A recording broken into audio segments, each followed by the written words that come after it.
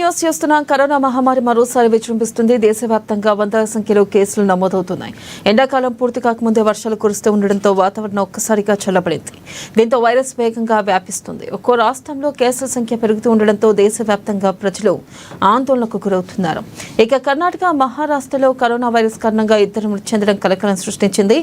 మహారాష్ట్రలోని తానేలో కోవిడ్-19 లక్షణాలతో ఆసుపత్రిలో చేరిన 21 ఏళ్ల యువకుడు చికిత్స పొందుతూ ఉదయం చనిపోయారు. ఛత్రపతి శివాజీ మహారాజ్ కల్వా హాస్పిటల్లో చికిత్స తీసుకుంటూ చనిపోయినట్లు తానే మున్సిపల్ కార్పొరేషన్ ప్రకటించింది.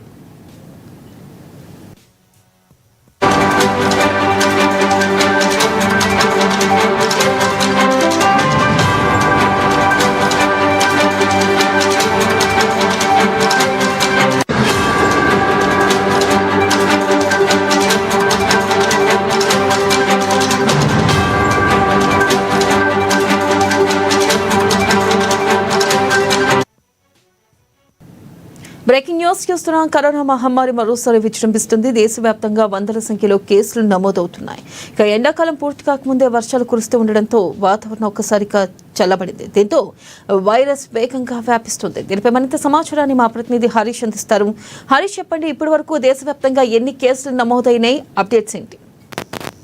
Thank you వినల.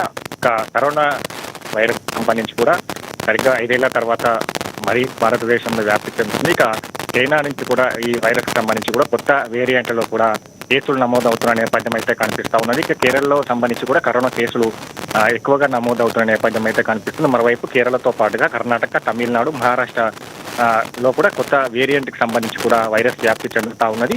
ఇప్పటికే ఏదైతే WHO సంబంధించి కూడా కొన్ని సూచనలు చేయడం జరిగింది. ఇక ఈ కొత్త వేరియంట్కి సంబంధించి కూడా NB 1.8.1 అలాగే LF 1.7 అనే 2 వేరియంట్లకు సంబంధించి కూడా భారత్లో కనుగొన్న నేపథ్యం అయితే కనిపిస్తా ఉన్నది. ఇక NB 1.8.1 కోవిడ్ వైరస్కి సంబంధించి కూడా ఏప్రిల్లో తమిళనాడుకు సంబంధించి కూడా ఈ కొత్త వైరస్కి సంబంధించి నమోదైంది. ఇక LF 7కి సంబంధించి కూడా మేలో ఇదైతే WHOకి సంబంధించి కూడా ఈ సబ్ వేరియంట్లకు సంబంధించి కూడా చైనా, ఆసియా ప్రాంతాలకు సంబంధించి కూడా ఈ కొత్త వేరియంట్కి సంబంధించిన వైరస్లు వ్యాప్తి చెందినట్టుగా కూడా WHO గుర్తించడం జరిగింది. ఇప్పటికే దేశంలో ఎక్కువ కోవిడ్ కేసులకు సంబంధించి కూడా మే నెలలో 278 కేసులు, యాక్టివ్ కేసులు నమోదయ్యాయి. తమిళనాడు, మహారాష్ట్రలో సంబంధించి కూడా ఎక్కువ కేసులు నమోదైన నేపథ్యం అయితే కనిపిస్తోంది. ఇక కోవిడ్ ఈ కొత్త వేరియంట్ వల్ల ఇద్దరు చనిపోయిన నేపథ్యం ఉంది. ఇక 80 ఏళ్ల వృద్ధుడికి సంబంధించి కావచ్చు, మరొక ఏదైతే యువకుడికి సంబంధించి కూడా మృతి చెందడం జరిగింది. దాంతో పాటుగా 9 నెలల శిశువుకి సంబంధించి కూడా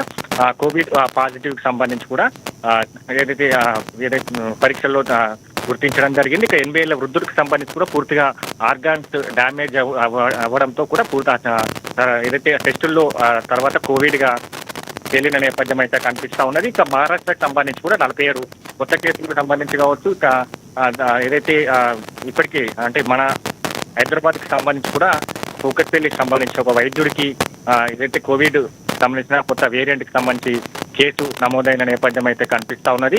ఇక ఇప్పటికీ WHO సంబంధించి కావచ్చు అన్ని సూచనలు పాటించాలి. ఇక కరోనాకు సంబంధించి కూడా గతంలో తీసుకున్న ప్రికాషన్స్ సంబంధించి ఎవరైతే కరోనా వైరస్ కు సంబంధించి కూడా పరీక్షల్లో కోవిడ్ పాజిటివ్ గా తేలితే వాళ్ళంతా కూడా ఇంట్లోనే ఐసోలేషన్ లో ఉండాలని కూడా పేర్కొనడం జరుగుతుంది. గత అనుభవాల దృష్ట్యాకు సంబంధించి కూడా వైద్య ఆరోగ్య శాఖ సంబంధించి కూడా ఇప్పటికీ ఏదైతే మన రాష్ట్రానికి సంబంధించి కూడా అలర్ట్ జారీ చేసింది. అన్ని ఆసుపత్రులకు సంబంధించి కూడా కోవిడ్-19 సంబంధించిన సదుపాయాలు కావచ్చు, ఐసోలేషన్ సంబంధించిన రూమ్స్ కావచ్చు అన్ని ఏర్పాటు చేయాలని కూడా పేర్కొన్న నేపథ్యం అయితే కనిపిస్తా ఉన్నది. కాబట్టి ఇప్పటికే హైదరాబాద్ కి సంబంధించి కూడా ఒక కేసు నమోదైన నేపథ్యంలో వైద్య ఆరోగ్య శాఖ సంబంధించి కూడా అలర్ట్ అయిన నేపథ్యంలో ఇక కోవిడ్-19 కి సంబంధించి కూడా 65 బెడ్స్ కి సంబంధించి గాంధీ హాస్పిటల్లో ఏర్పాటు చేయడం జరిగింది. గతంలో 30 బెడ్స్ కి సంబంధించి కూడా ఐసోలేషన్ వార్డును ఏర్పాటు చేశారు. ఇప్పుడు కూకట్పల్లికి సంబంధించి కూడా వైద్యుడికి కోవిడ్-19 పాజిటివ్ గా తేలడంతో 65కి సంబంధించి కూడా దాన్ని విస్తరించడం జరిగింది. దాంతో పాటుగా వెంటిలేటర్ల సౌకర్యం కావచ్చు, ఇక మొత్తంగా గాంధీ ఆసుపత్రికి సంబంధించి కూడా కోవిడ్-19 సంబంధించిన ఏదైతే సపరేట్ గా ఐసోలేషన్ కి సంబంధించి కావచ్చు వెంటిలేటర్ల సదుపాయాలను ఏర్పాటు చేయడం జరిగింది. అందరూ ఇప్పుడు ఏదైతే కురుస్తున్న నేపథ్యంలో సీజనల్ వ్యాధులు ప్రబలే అవకాశం ఉన్నది.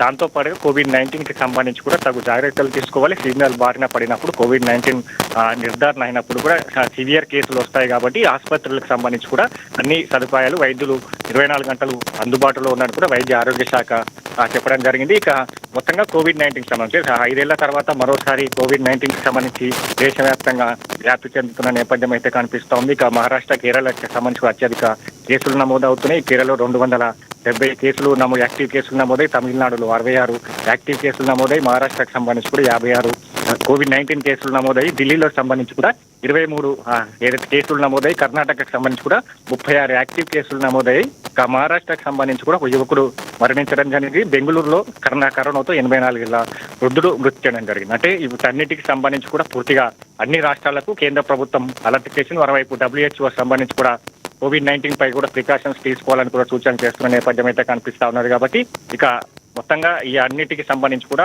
వైద్య ఆరోగ్య శాఖకు సంబంధించి ఆసుపత్రులు కోవిడ్-19 సంబంధించిన ఐసోలేషన్ వార్డుకు సంబంధించి కూడా సిద్ధం చేస్తున్న నేపథ్యం అయితే కనిపిస్తా ఉంది. ఇక దాంతో పాటుగా అందరూ ప్రికాషన్స్ తీసుకోవాలి. గత అనుభవాల దృష్ట్యా కూడా చేతులను శుభ్రంగా ఉంచుకోవడంతో పాటు శానిటైజర్ అలాగే మాస్కులను తప్పనిసరిగా ధరించాలని కూడా పేర్కొన్న నేపథ్యం అయితే ఉంది. Right, thank you Harish.